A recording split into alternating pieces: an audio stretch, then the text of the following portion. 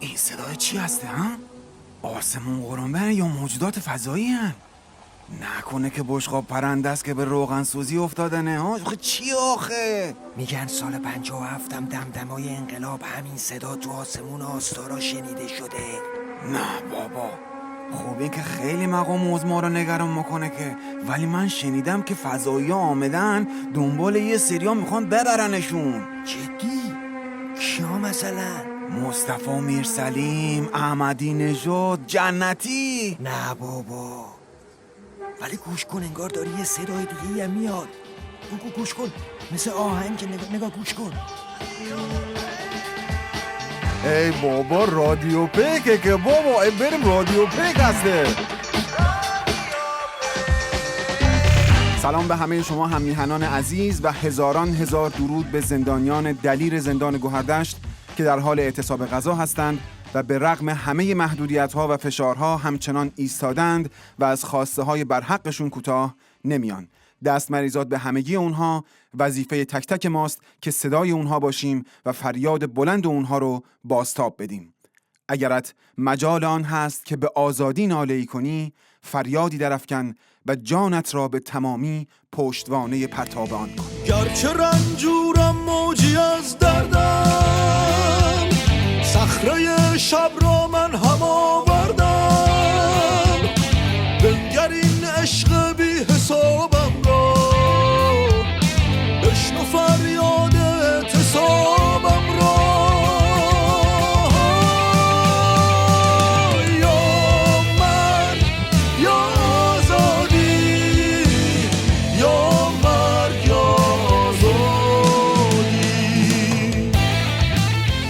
مقام عظما تو آخرین دیدار نحسش با شیخ حسن توصیه کرده که باید اقتصاد رو از شر نفت خلاص کنیم.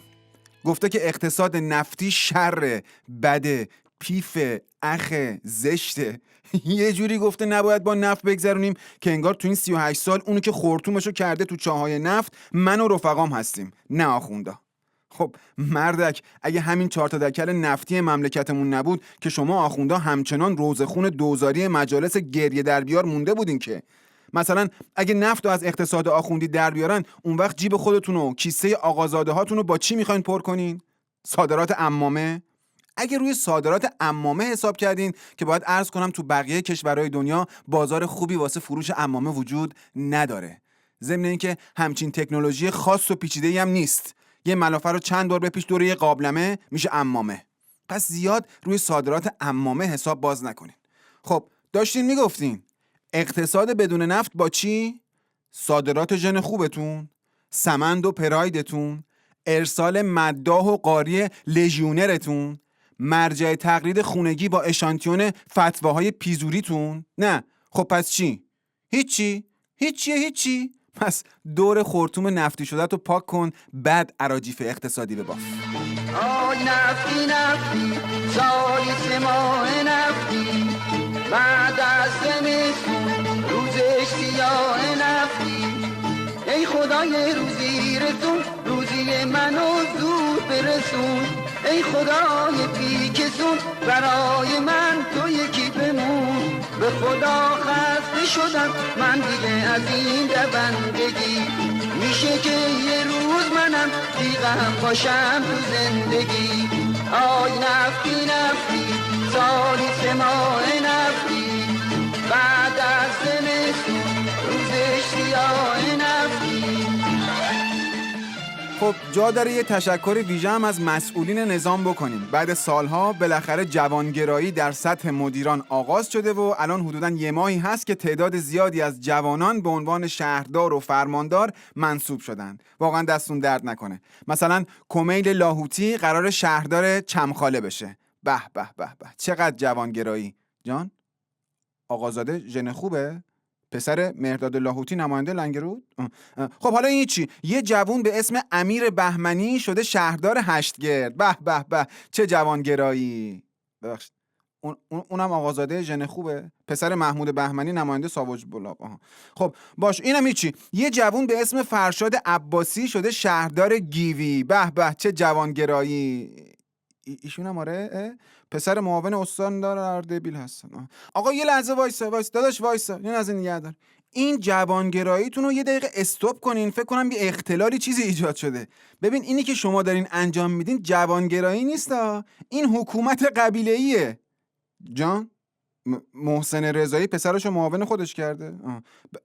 مطهری برادرزاده‌شو سرپرست اداره کل مطبوعات که کوچیکزاده دامادشو مدیر عامل تاکسیرانی کرد. به به به به به به. ای جان جوانی، ای دریغا ای دریغا از جوانی سوخت و دود هوا شد پیش رویم زندگانی. با خودت این نیمه جان را، این دل بی آشیان را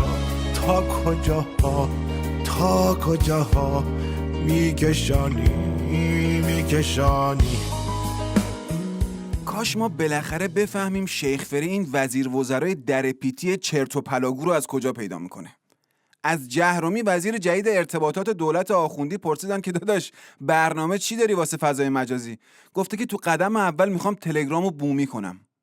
تلگرام؟ بومی؟ چطوری آخه؟ طراحش خارجی، سازندش خارجی، سرور تو کشور خارجی، دانلود از سایت خارجی، کارمنداش خارجی. چطوری میخوایم بومیش کنین شما؟ آقا ما از رادیو پیک تماس میگیریم. شنوندگان ما خیلی مشتاقن بدونن که این بومی کردن تلگرام که گفتین دقیقاً یعنی چی؟ بله بومی میکنیم دیگه. خب چطوری؟ به حول و قوه رهبری و استعانت از مراجع تقلید ایده های مختلفی رو میخوایم اجرایی کنیم. مثلا توی تلگرام بومی شده وقتی پیام جدید براتون میاد به جای اینکه صدای دینگ بده تکبیر میگه. تکبیر میگه؟ بله تازه اون که چیزی نیست، تو سرور بومی شده استیکراتون هم عوض میشه. استیکر عوض میشه به چهره مبارک مراجع تقلید و ائمه جمعه و مداحان و بقیه سرمایه های نظام. استیکر مراجع تقلید؟ بله و یا از امکانات دیگه تلگرام بومی شده اینه که من و همکارانم بعضی وقتا وسط چت‌های خصوصیتون یه سلام احوال پرسی میفرستیم که یه وقت احساس غریبگی نکنیم. وسط چت خصوصیمون پیام بدین؟ اگه ما کلن بومی شدن نخوایم چیکار باید بکنیم؟ مگه دست خودته، زوریه، اجباریه، همینه که هست. لینکو برات میفرستم همین الان جوین تلگرام بومی میشی. الو عزیز بومی ای هم قبیله رو اسب قربت چه خوش نشستی. تو این ولایت ای با اصالت تو مونده بودی تو هم شکستی. تشنه و مومن به تشنه موندن غرور اسم دیار ما بود. وبسایت آقازاده‌های سلطنت خمینی یعنی سایت جماران امروز اعلام کرد که کتاب ولایت فقیه نوشته خمینی گور به گور شده رو به زبان چینی ترجمه کردن و قراره که با تیراژ بالایی چاپ و به صورت رایگان بین مردم چین و ماچین توزیع بشه. حالا ما کاری نداریم که چینی‌ها چقدر به مقوله ولایت فقیه علاقه‌مندن، ولی از اونجا که پول این قرتیبازی‌ها از جیب ماها میره بد نیست یه نگاهی هم به این کتاب بندازیم. در مقدمه ترجمه چینی کتاب ولی فقیه نوشته شده که چین و هو چو جوه کانگ چو جویا و اون تینگ چی و چونیا و جوه. حالا اینی چی؟ خمینی تو بخش دیگه ای از همین کتاب با لهجه غلیظ پکنی میگه که ویو پو چو تو سوی اندینگ جوه ماوسیمی موفنسینگ جوه وای. و حالا صفحه 46 کتاب درباره اهمیت ولایت فقیه و نقش ولی فقیه به طور خاص میگه که چیمینگ ما ماو تو چوه چمون تون سانگ چوه جانسنینگ میمو چون دوشون تو جوه. یکی از بخش‌های جالب این کتابم بخش خاطرات خمینی با بروسلیه که خیلی جذابه، توصیه میکنم حتما بخونیدش، مخصوصا اونجاش که خمینی رفته معبد شاولین میره بالای منبر و برای شاگردای بروسلی میگه که چینگ جو چینگ بو چو چو سیم تو چو سیم تو چینگ بو چو چو چینگ چینگ. 红梅花儿开，朵朵放光彩，昂首怒放花万段，香飘于天外，欢喜百花齐开放，高歌欢 یامین پور این هفته یکی رو آورد تلویزیون که یهو دهنش گشادتر از اونچه که باید بشه شد و یه اعتراف بی سابقه تو برنامه زنده کرد. حرف اینه که ما باید این بساط رو جمع کنیم. بعد مسیری داریم میریم، بعد مسیری رفته ایم و الان یه مقداری به تهای دیگ رسیدیم. دکتر یامین پور عزیز، به تهای دیگ رسیدیم. بله، همونطور که شنیدین کفگیر نظام به انتهای دیگ مملکت رسیده و دیگه چیزی ته دیگ نمونده که بذارن تو سفره انقلاب دور هم دیگه بخورن. البته ما زیاد مطمئن نبودیم، گفتیم یه سر بریم سر دیگ نظام از نزدیک ببینیم چه خبره. داداش اینجا نظری میدن؟ نه اخوی، اینا دیگ‌های انقلاب هستن. خب پس چرا انقدر خالی هن؟ نکنه دیر رسیدین؟ آره اخوی، دیر رسیدین، آخراشه دیگه. یعنی هیچی واسه ما نمونده؟ انزه نصف بشقاب هم باشه الله ها. والا دیگه پلوی نفت و گاز که تموم شده، تاش هم لیست دادن، چیزی نمونده. ولی اون دیگه هست آخریه، یکم اشکن پیاز مقاومتی داره، برو از اونا بخور. حالا من معدم زیاد با پیاز سازگار نیست. اون یکی دیگ وسطیه چیه؟ اون که دیگه زمین خاری بود، برای بچه‌های شهرداری و قوه قضاییه تاش هم در آوردن. یکم تعدیق مونده بود، اونم فرستادیم واسه آستان قدس رضوی. خب اینطور که معلومه چی نمونده. اون وقت شما چرا حالا با کفگیر وایسادی بالا سر این دیگ و قابلمه‌های خالی؟ حقیقتا دیدم کفگیر به ته دیگ رسیده. این دیگ و کفگیرم مزایده گذاشتم، منتظرم سرمایه گذارای خارجی بیاد بفروشم بهشون، خیالمون کامل راحت شه که دیگه چیزی نمونده، بعدش هم بساطو جمع کنیم و بریم. خسته نباشید. واقعا عجب سفره‌ای ها، عجب سفره‌ای، عجب آشی، عجب آشپزی. برات یاشی بپزم آشپزی یادت بمونه، برات یاشی بپزم یه من روغن روش بشینه، برات یاشی بپزم که چشمات بذار تا آشپز ببینه. این هفته جمع انبوهی از جوجه آخوندها رسیدن پابوس آخوند اعظم آیت الله ناقص خامنه ایشون و بعدش یک تیتر خبری بیرون اومد که 12 طلبه جوان دغدغه هاشون رو با رهبری مطرح کردن. من خراب این تیترم. الان 3 روز متوالیه که نخوابیدم، هیچی هم نخوردم، دارم کف استودیو همینجوری قدم میزنم، فقط با خودم فکر میکنم که یه جوجه آخوند چه دغدغه هایی میتونه داشته باشه. کار که نمیکنن، یعنی شغلشون همین آخوند بودنه. شما هیچ وقت یه طلبه رو نمیبینید که تو چمنای پارک نشسته باشه و تو روزنامه به آگهی‌های استخدام زنگ بزنه.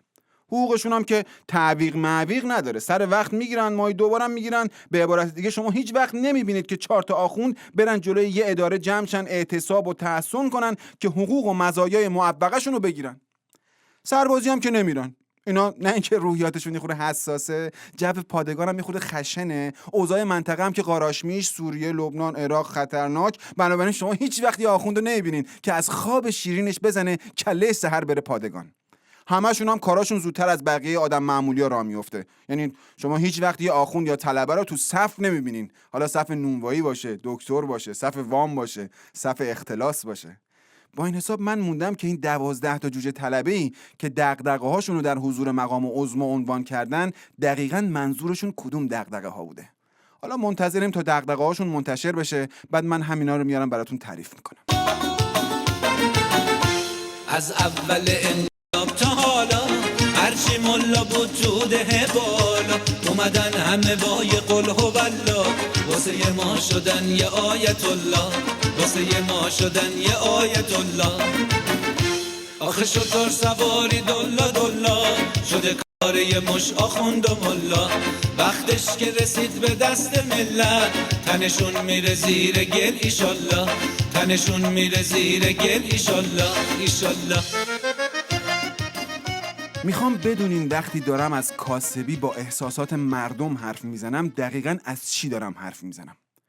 تو همین گروه‌های تلگرامی داشتم میچرخیدم که یهو دیدم یکی یه بطری قرمز رنگ دستش گرفته، روشم نوشته شده خوشبو کننده هوا با ماندگاری بسیار طولانی رایحه شهدا.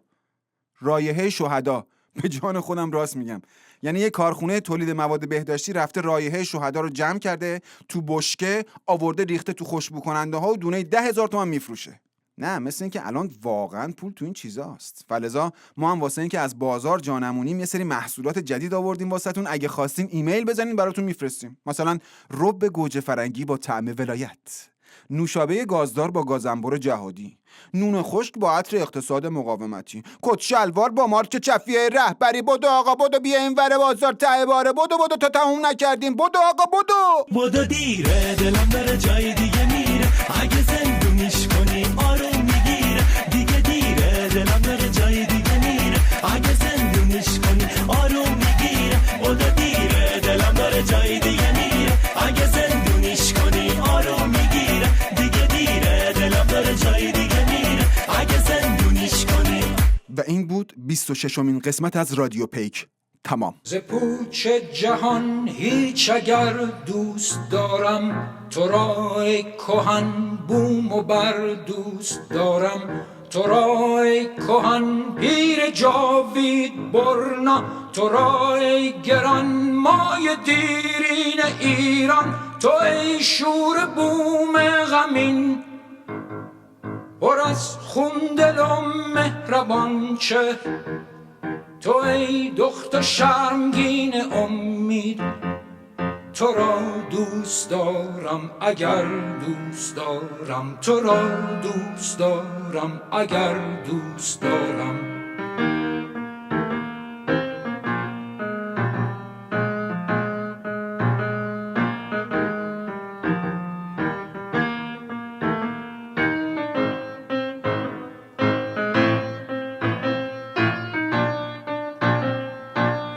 شور بوم غمین پر از خون دل و مهربان چهر. تو ای دختر شرمگین امید، تو را دوست دارم اگر دوست دارم. تو را دوست دارم اگر دوست دارم.